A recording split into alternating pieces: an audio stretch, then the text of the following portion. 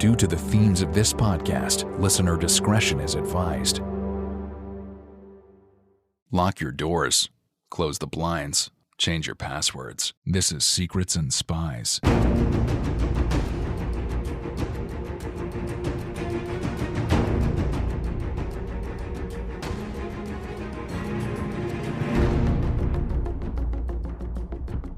Secrets and Spies is a podcast that dives into the world of espionage, terrorism, geopolitics, and intrigue. This episode is presented by Matt Fulton and produced by Chris Carr. Hello, everyone, and welcome back to Secrets and Spies. On today's episode, I'm speaking with the veteran foreign policy journalist and Middle East watcher Laura Rozen. After 4 months of war between Israel and Hamas, the conflict seems to be entering a new phase with the possibility of another ceasefire on the horizon. She joins us to unpack what she's seeing from her reporting and discuss the delicate, ongoing diplomatic talks between the U.S., Israel, and the Arab states on how a post-war Gaza would be governed and what it might mean for the region. If you enjoy the show, please leave a 5-star rating and review on your podcast streaming app of choice. And if you're not already, please consider supporting us on Patreon. It's super easy. Just go to patreon.com/Secrets and Spies. Your generosity helps keep this podcast going. Thanks for listening, and I hope you enjoy our conversation. The opinions expressed by guests on Secrets and Spies do not necessarily represent those of the producers and sponsors of this podcast.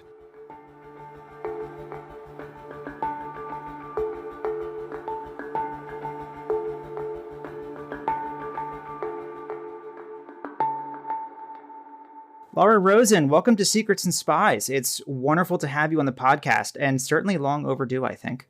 Thank you so much. It's a pleasure to talk to you. And I actually remind me, I have a spy novel to recommend to you if you've not already read it. Okay. All right, cool. Yeah, we'll have to do that. Before we get started, tell us about you and your work. I am a journalist who's covered largely U.S. foreign policy for 1,000 years and 7 million administrations. And particularly the last 10 or so years, I've been focusing a lot, as you and I have discussed before, U.S. policy to Iran. But the saga never ends. Yeah. We're recording this on Friday, February 9th, and the war in Gaza has just entered its 4th month. In that time, per UN estimates, over 25,000 Palestinians have been killed and about 2 million are internally displaced. The 254 hostages taken by Hamas on October 7th, roughly half were released during the November ceasefire. Among those that remain in Gaza, Israel now believes 32 are dead. The IDF recently claimed that 17 of Hamas's 24 battalions have been destroyed as functional combat units, although Hamas still governs the Strip and much of its senior leadership remains in place. Shockwaves have been felt throughout the region. We've seen several skirmishes between the IDF and Hezbollah, repeated attacks by Iranian-backed militias in Iraq, Syria, and Yemen, one of which killed 3 U.S. service members in Jordan, are being met with airstrikes by the U.S. and its coalition partners. Incidents of hate speech and violence against Jews and Muslims have skyrocketed worldwide. Yet despite all of the violence and untold human suffering unleashed by this conflict, there have been sustained diplomatic efforts to mitigate its scope and severity and to navigate towards some more permanent negotiated end. Antony Blinken, Biden's Secretary of State, left the region yesterday, wrapping up a 5-day trip to Israel, the West Bank, Saudi Arabia, Egypt, and Qatar. This was his 5th visit since the war began, and it comes amid a renewed push for a second ceasefire. Laura, can you tell us what he hoped to achieve during the trip and whether he was at all successful? That is a really good question. I think the people around him were saying this week they didn't have big deliverables they were expecting. The last couple trips, he's been nudging along this plan that you mentioned that involves a post-war vision where Arab governments, including Saudi Arabia, would support reconstruction, and the Saudi condition for that is some sort of international commitment, if not Israeli commitment, to the eventual establishment of a Palestinian state. And so he's been trying to nudge that along. There's still a lot of Israeli. First of all, they still feel incredibly insecure. Even from our vantage point, I'm sitting in Washington. Where are you? I'm right outside Philly. Not far. So from where I'm sitting, it's like, gosh, they've really kind of flattened Gaza and they've killed so many people and, understand if they feel like they need targeted raids still to get certain Hamas leadership, right? But, from here, it looks like they've kind of overdone it. And we heard President Biden last night say for the first time, he thinks the conduct of the war has been over the top, and he's been very reluctant to publicly to let go of the bear hug, right, of Israel. But Israelis, if you talk to them, and I was at a 4-month commemoration at the Israeli embassy earlier this week with families of some of the hostages, and, they're still devastated and they're still feeling incredibly insecure. And a lot of Israel's population that got moved away from Gaza when Israel started to retaliate for the massacre from October 7th, they haven't gone back yet. And then, of course, in the north, on the Lebanese border, a lot of the population is still away from that border because there's still some, not full-fledged escalation, but some escalation. So Israel doesn't feel like they're in a great place for having a big compromise with Palestinians. And it's not just Netanyahu. From people I talk to, it's not just Netanyahu, and he's very, good at aggravating Democrats and kind of looking unappreciative for the help he's getting from the United States. But I think it even goes beyond Netanyahu, that there are other Israeli opposition leaders who are not eager to jump on Blinken and Biden's call for getting behind that. So it is a really hard thing. And so Blinken's trying to move a bunch of pieces forward. I think some of that is, if you talk to U.S. officials, I do think they think that a new hostage deal and an extended pause ceasefire plan may be the key to get to a place where we're talking about the post-war. So Netanyahu recently said he'll accept only total victory and that Hamas can be completely destroyed within months. As of this morning, it's looking like he's readying an invasion of Rafah in the south. Does that suggest to you that he sees no real need for a new ceasefire at all? That is a really good question. My not terribly expert opinion is just my read is that, he's a very maximalist talker. He's a big talker and, like kind of a desk pounder kind of. And I do think that a lot of the Israeli population they don't want to hear that Israel's wrapping up. They don't feel like the big Hamas guys have been nailed. So he's saying sort of what I think his audience wants to hear. And, I don't know if I would take it necessarily as a total rejection of a new ceasefire.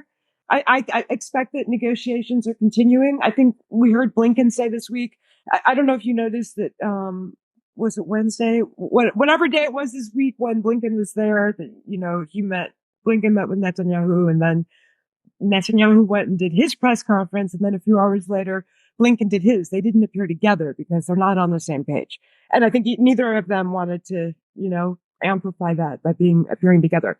But I get the sense that there's still negotiations happening, even though Blinken said, there were some non-starters in the Hamas response, which only came on Monday. I don't think they take Netanyahu's comments as a total walking away from a potential deal. Well, let's look at Bibi's domestic political situation for a minute. What pressures is he under from his right flank and the wider Israeli public? Is it in his political interest right now to bring this war to a close? No. He has some right-wing members of his government. He has a very thin coalition, some far-right members of his coalition who didn't serve much time in the military, who are ridiculing any hostage deal, who ridicule U.S. pressure.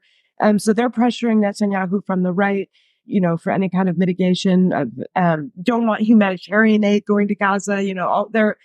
And he seems to be trying to keep them on board. If they pull out, then there'll be elections, and it doesn't seem like Netanyahu's in a great shape to win those. And he's also been campaigning recently, sort of saying, you are familiar, we're all familiar with Netanyahu kind of campaigning against U.S. pressure, appealing to the Israeli public as he being the kind of statesman who can resist the United States and particularly Democratic presidents. So that's a familiar posture for him. I will say, I do think he and Biden have avoided some of the they've not been as sharp elbowed with each other and publicly with each other as, for instance, Netanyahu and Obama were, right? And then, so Netanyahu hasn't taken a direct shot at Biden. And I think partly he's genuinely grateful. I think that the Israeli public, from what I hear, they're extremely grateful to Biden, and maybe extremely grateful to Biden. So maybe that wouldn't behoove Netanyahu anyhow. Well, that's a perfect segue into my next question. Could not have scripted it better. So Biden's received heavy criticism from progressives and Arab Americans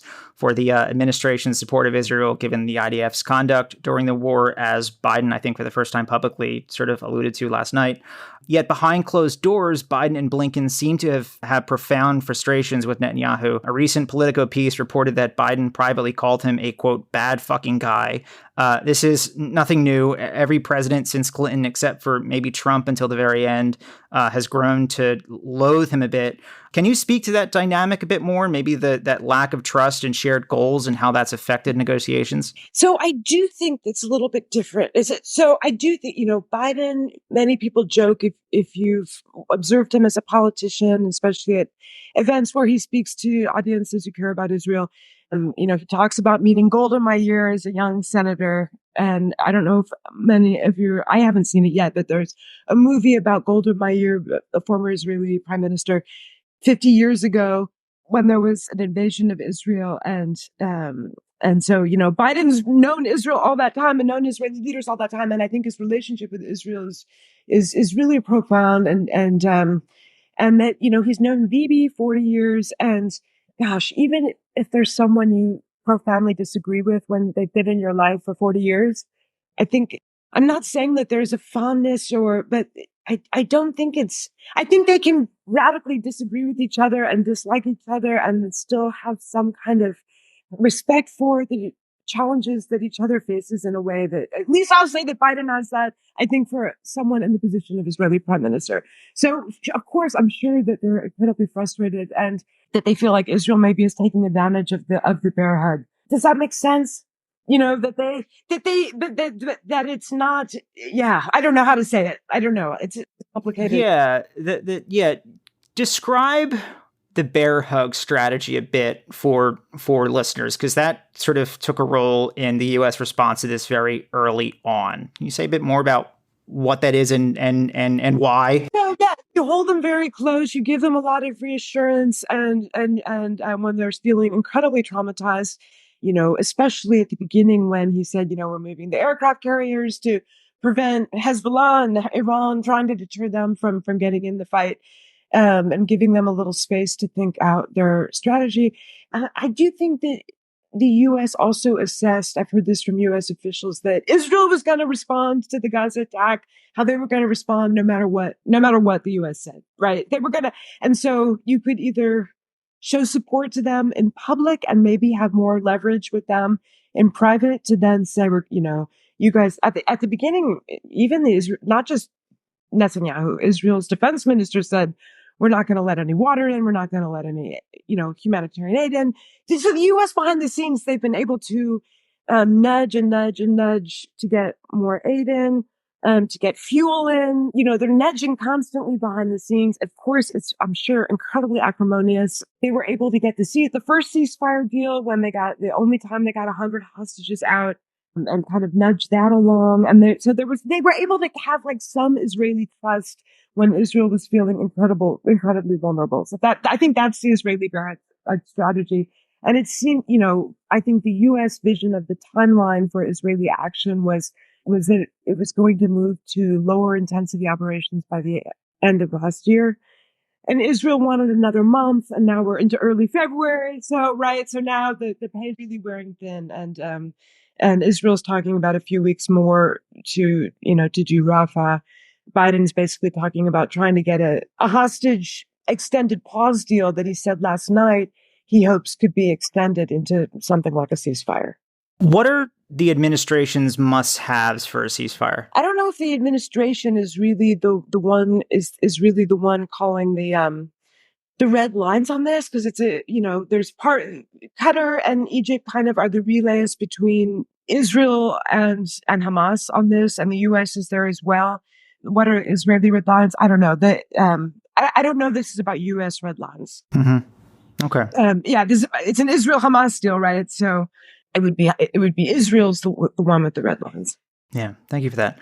So while the regional spillover has been significant, the more nightmarish scenarios of a true regional war that many, myself included, feared right after October 7th, so far haven't come to pass. I say so far. Of course, Iran has activated its networks, although I think it could still choose to go a lot further if it wanted to. Hezbollah, by far the most powerful Iranian proxy, hasn't opened a northern front, and its Secretary General, Hassan Nasrallah, shows little appetite to do so, at least judging from his public statements so far. Netanyahu, likewise, hasn't ordered the IDF to do anything like, I'd imagine a preemptively striking Hezbollah's forces in Lebanon or like making a run at Iran's nuclear facilities. From your reporting and conversations with sources, what's the likelihood that the administration persuaded Bibi against taking some game-changing escalatory action? I have heard and I've read basically that the U.S. was quite alarmed early on that I think it was actually Israeli Defense Minister Gallant was talking about a preemptive strike on Hezbollah, and I think they talked him out of that. And I don't know if you get all the Defense Department, State Department emails or whatever, but there are an awful lot of Secretary of Defense Austin calls to Gallant, and while some of the readouts look, about providing reassurance, a lot of them are the bear hug, right? The bear hug, don't do it, right? So, and then checking in, and if you notice that there's pretty much a minister or secretary of cabinet level person from the U.S. administration who's in Israel pretty much every week, and they just are getting in their faces as much as they can. One thing I've heard from U.S. officials is any agreement, even let's say they got an agreement a few months ago about letting fuel get into Gaza so that the UN can fuel their trucks and sanitation to deliver aid and all that, get water sanitation and all that.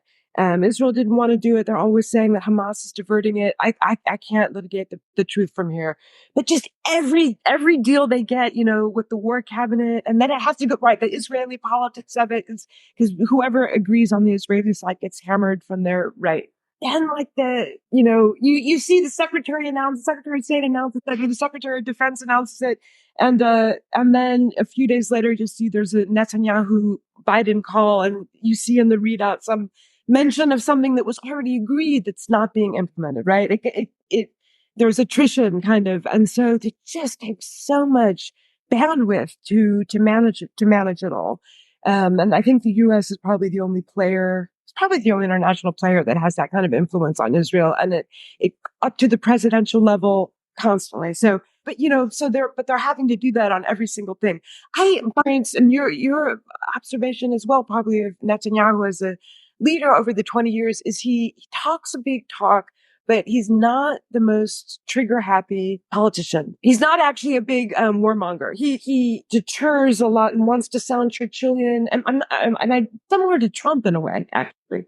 That Trump talked a good game, but was not actually looking to always escalate into a big war. Well, that's a good point, you think, and I think it runs contrary to the perception of many Americans. I mean, apart from up until October 7th, Bibi had never been a wartime prime minister. Well, except all the littler wars that weren't as big. I mean, there have been lots of Gaza. There have been lots of more targeted strikes and stuff, but not. I mean, Hamas, even we forget because it's been overtaken by so many other events. But even in 2021, there was Hamas firing into Israel rockets and then Israeli retaliation. But there had been a kind of pause or a what do you call it? I forget what they call it.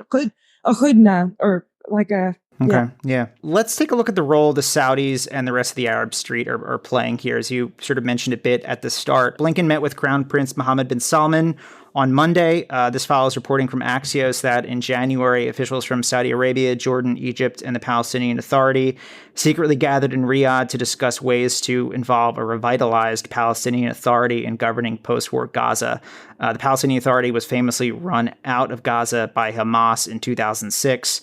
What can you tell us about those efforts? They're openly, not secretly now. Saudi Arabia is hosting another such meeting this week. Now, the Jordanians and the Qataris and the Palestinian Authority is represented there.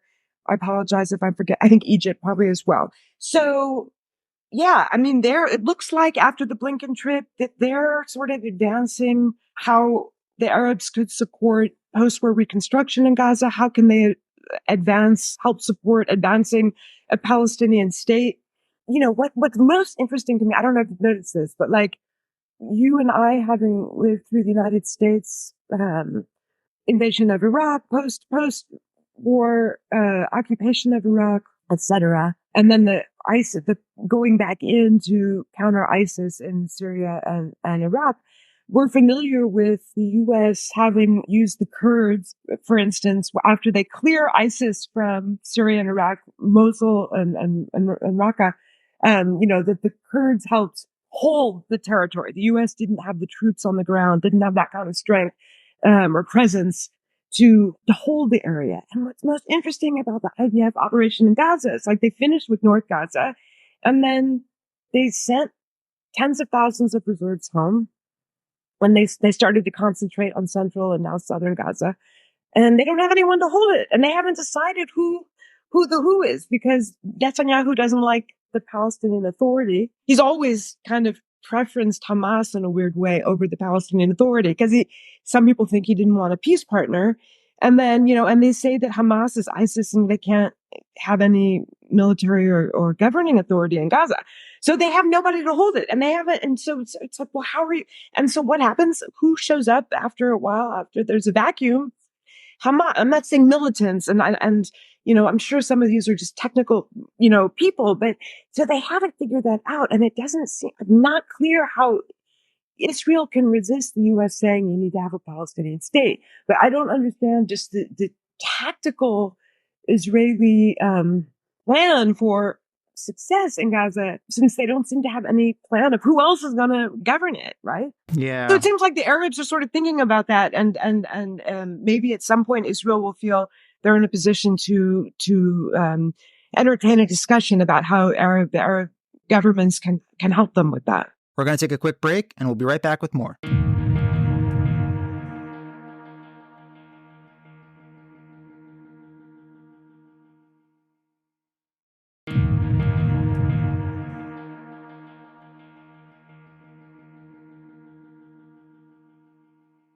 The Palestinian Authority, led by Fatah, the other big Palestinian political party that sort of governs the West Bank, they've been kind of notoriously corrupt and ineffective for many years. Their leadership is old, been around forever.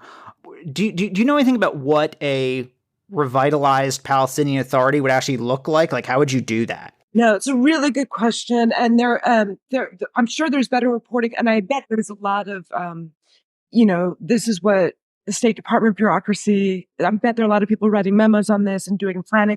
And that's a good story idea, actually, is to start pulling on that.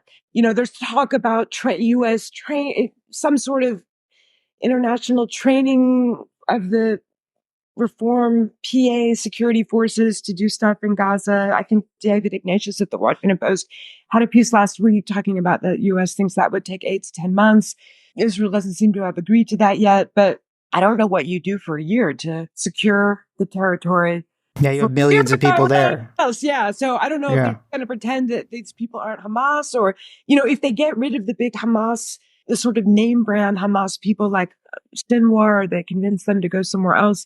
Israel seems to want some scalps of people that they know of, but if they convince the big name people to go and kind of decapitate Hamas, could they then rechristen the Hamas bureaucrats as Reform Palestinian Authority bureaucrats? I don't know what the planning is for that. Well, it sort of reminds me in a way of the conundrum that the Allies faced after 1945, that, you needed someone to run West Germany, and then all of the bureaucrats just ended up being defrocked Nazis, and no one really talked about it because someone has to make the trains run on time. That's interesting. Yeah, I think. Yeah, that's very interesting. Yeah. But, we also remember Paul Bremer in Iraq, and like casual decisions to disband the Iraqi army that led to bad outcomes. Yeah. Right.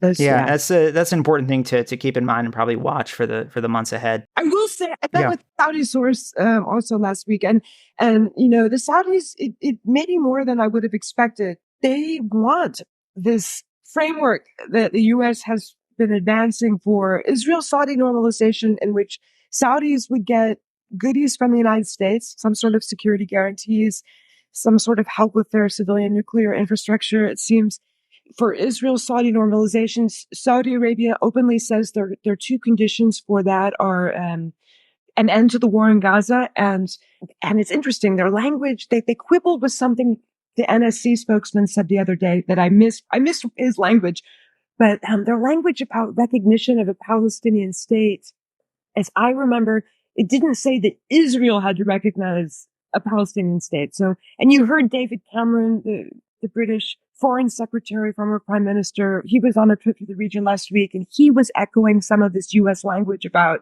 path to maybe it seems like there's something cooking where maybe some of the Western allies or the UN, there could be some recognition of a path to establishing a Palestinian state, even if Netanyahu doesn't want to do it. My next question was going to be about the feasibility still of the normalization of ties between Israel and Saudi Arabia that October 7th kind of derailed or delayed. We're not sure yet.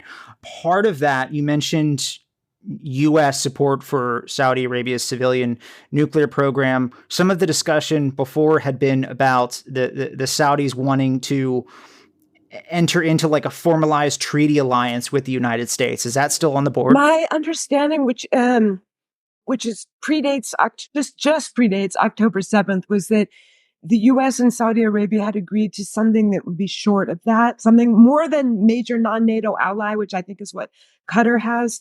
Doesn't have to be like a NATO type treaty, but they want something in writing. They want something, and they want to make sure they get like certain weapon systems don't get gummed up by Congress and things like that. So, but they seem still quite interested. Somewhat to my surprise, not so much because of God. And in some ways, I think maybe when they see how much the U.S. helped Israel after October 7th, I think they like that. I think they want something like that, where that prove. I don't know. I think the Saudis would like to be in that kind of relationship with the United States, or it won't be like that. But but Israel's not a NATO ally. The U.S. doesn't have a NATO treaty type ally with Israel either. So yeah. It's interesting to me because in recent years, Mohammed bin Salman has sort of tried to run this two-tracked relationship with the United States while also fostering a closer partnership with China, right? Like the Chinese sort of helped broker that thing between Saudi Arabia and Iran. So establishing a treaty alliance with the U.S. is kind of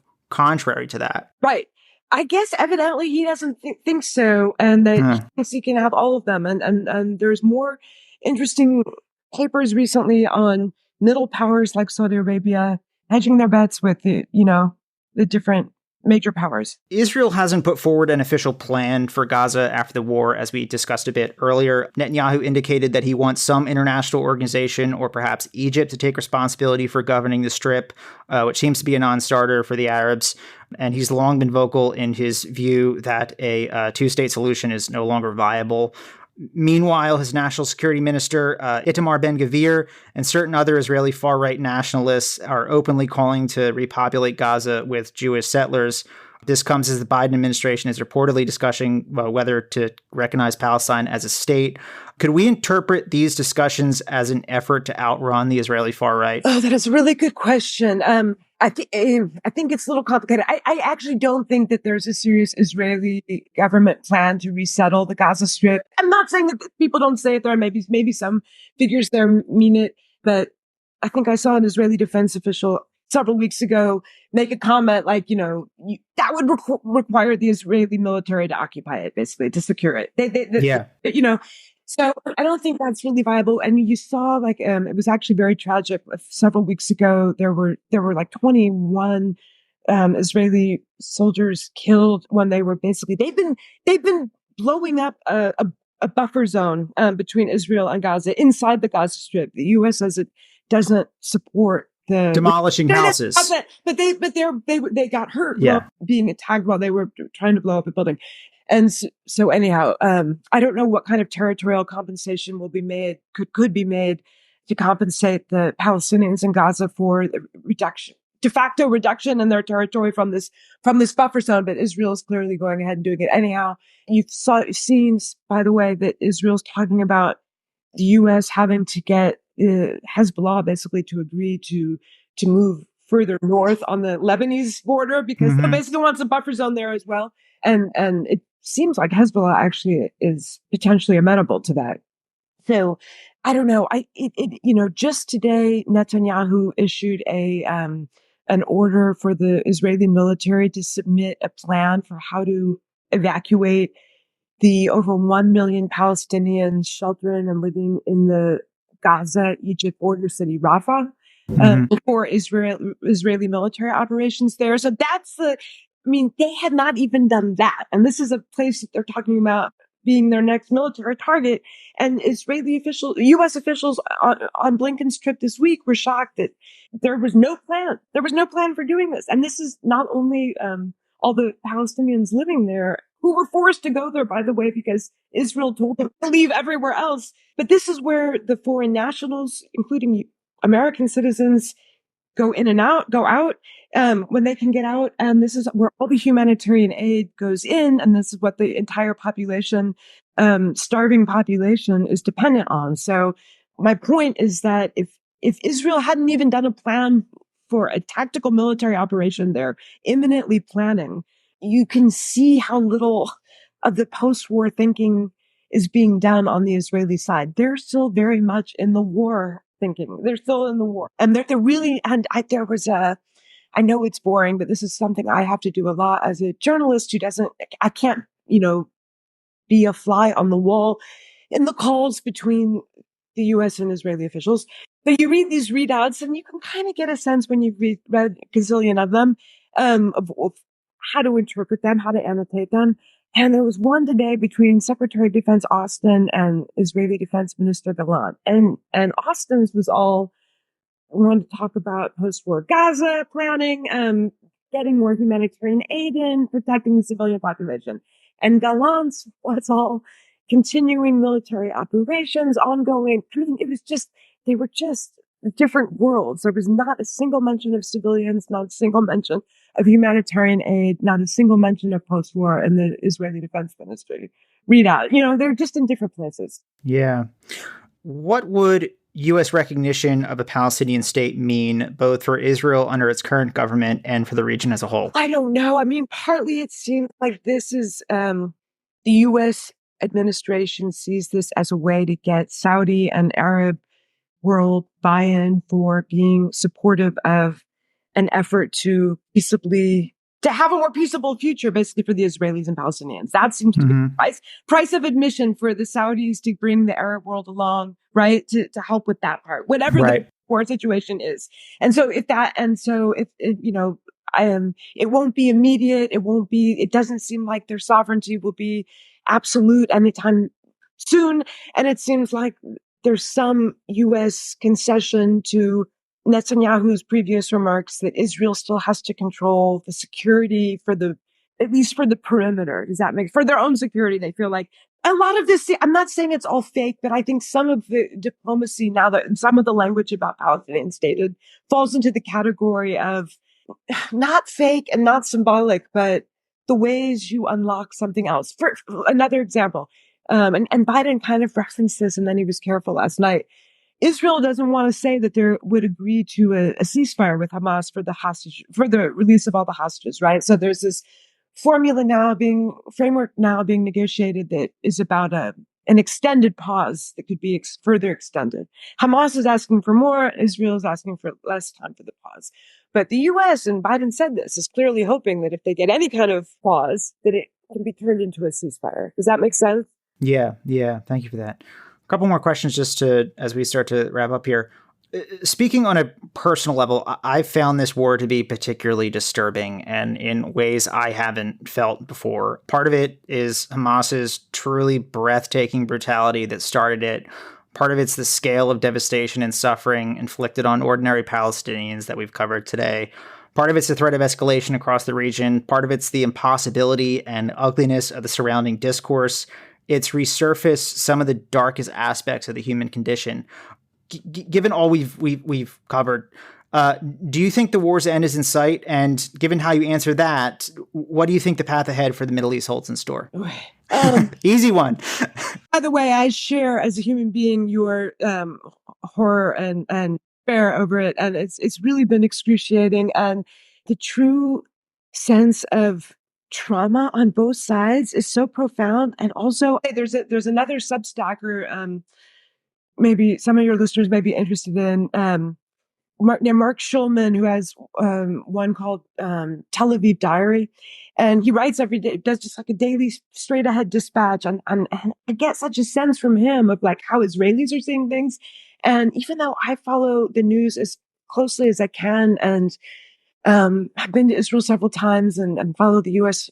diplomatic efforts, it is so profoundly different. They don't see what we see. Does that make sense? And when you read something like that from a very straightforward center left person on the Israeli side, not a Netanyahu supporter, and you see that they just don't see the Gaza. They don't see the suffering in Gaza, and they don't. And whenever there's some horrible incident, like some Palestinian journalist got killed by the Israeli military driving in a car a few weeks ago, he had and they just think it's a Hamas. They just assume it's a Hamas person. You know what I mean? And some on social media, you'll see it goes. It's this game of telephone. You'll see Palestinians show you Israeli soldiers' social media posting what they're proud to show to their people back home of what they're interrogating in Gaza and whatever. And someone stripped, tied to a chair, and the Israelis see it as a terrorist, and they're getting a terrorist. And you're watching it from over here, and it looks like, you don't know. Anyhow, do you understand? Like they all just see it so profoundly differently. They don't see each other suffering. They're still all very sunk into their and it's just horrible. And yeah, it's horrible. And you see also the U.S. administration really getting beaten up over being widely perceived, especially by Arab Americans and young Americans, even not Arab Americans, several Jewish Americans, as being over somehow identifying more with the Israeli suffering than the Palestinian suffering. In terms of your bigger question on where does the Middle East go, gosh, I don't know. It really looks. It does feel a little bit like we may be getting towards the end. If Israel and the U.S. are still quibbling over going from high intensity to low intensity operations, if Israel's taken a month longer than the U.S. wanted, and it looks like it's going to take another month, and there may be still some more targeted operations after that. I guess that's sort of how I feel it. On the bigger question, I don't know. I do think that the Saudi-Israel interest in normalization seems persistent. Especially the Saudis seem to think it's in their interest, and they seem to think the offer from the Biden administration is good enough. I do think a lot depends on the larger Middle East and stability in the Middle East. It depends on who we have as U.S. president, and who knows what's going to happen with that next year. Although there is a surprising degree of convergence in some ways, between Biden and Trump on supporting this normalization process, seeing Iran as the malevolent actor in the region, kind of that still being a big organizing principle for U.S. diplomacy in the region. Yeah. Well, I was 11 at the time, but I mean, we both remember post 9/11 America well, the freedom fries and you're either with us or against us. And I mean, if you look at like Israel's relatively small population, the people they lost on October 7th, the number of people that they lost on October 7th, for us, it would be the equivalent of losing about 11,000 people in a terrorist attack. And this isn't to excuse or minimize the IDF's conduct in their response at all. But I mean, I think I know if we lost 11,000 people in a terrorist attack, we would lose our minds. Here. Totally. I totally agree with you. Yeah. And it came out of nowhere, right? It came out of nowhere. And the people at a music festival, and the baby, we saw even with some of the hostages who've gotten released, these small children and elderly ladies, and they're still holding elderly people. And it's just. Yeah. I mean, I think it just really speaks to the profound trauma on both sides of that border that has to be somehow dealt with here. Correct. But you can see, as you're mentioning, the kind of trauma that you can imagine the U.S. response. Israelis don't feel in the mood to. Many Israelis don't feel in the mood to feel like the Palestinians are trustworthy security partner. You know what I mean? And as you know, a lot of the kibbutzim that were attacked by Hamas that are near the Gaza border, they tend to be the more left-leaning, pro-peace people. And so those people were just so profoundly despairing of. Yeah. Laura, anything else you'd like to cover today that we haven't? Well, can I switch topics and recommend a spy novel? Please do. Lighten it up a little bit. So I saw someone on Twitter recommend it. That's a former MI6 operative. He has a pseudonym for the author name Charles Beaumont. It's called Spy Alone. It's very good. And it seems extremely... Have you read it? Well, so we usually don't like to advertise future guests on the podcast in case something falls through. Yeah. But in this case, the interview's already been recorded. My co-host, Chris Carr, talked to him. I'm not quite sure when that'll air, but it's coming. I haven't read it, but Chris has. Okay, well, I haven't finished it, but it's quite. There's a few sort of Hollywood scenes, but in general, it seems awfully close to reality. A lot of it seemed very close to reality. It's about Russian penetration of England, kind of over the years, and Anyhow, how are you? Are you doing any spy writing these days? I am, for years have been, I've been dealing with a couple other projects on the side, and I went to grad school and everything, but, I, been sort of bogged down in the second volume of my, active measures series that'll probably land somewhere in 800 page range. So it's still, do you have an still ongoing. Makes you, bring it down a little bit, or are you going to, I'm all indie. I never bothered to even with the first book, I never bothered to query a traditional publisher because I was 26 when I published the first one, and it was sort of just as big. I knew that there was no way it was going to get picked up. So I'm all indie. I probably, when I'm close to finishing the manuscript for this second one, I would probably like to look for an editor in some regard. But it's a very big and complicated novel. And I'll tell you what, and listeners, the past 4 months watching what's been happening and knowing what I've been sort of writing in my own scenarios, I have been clenched. Yeah. Do you have a title for this volume, or is it just... So the series is called Active Measures. So part 1 is the first book. Then this is part 2, and there'll be 5 volumes. Okay. Wow, that's incredible. Yeah. Well, anyhow, pick it up, and let me know when to hear the Charles Beaumont. Will do. Yeah, that's a good trailer for the upcoming show. Thank you for having me. I hope the next time we talk that there's some hopeful news and peaceful news for people in the Middle East and for all of us. For sure. Absolutely.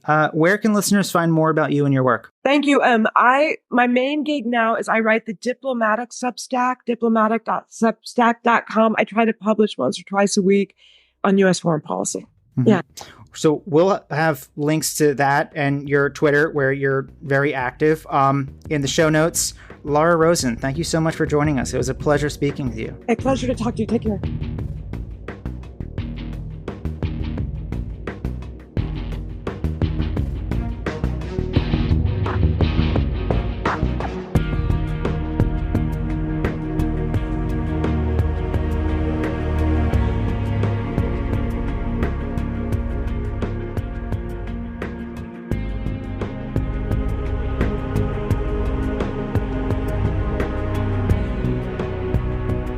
Thanks for listening. This is Secrets and Spies.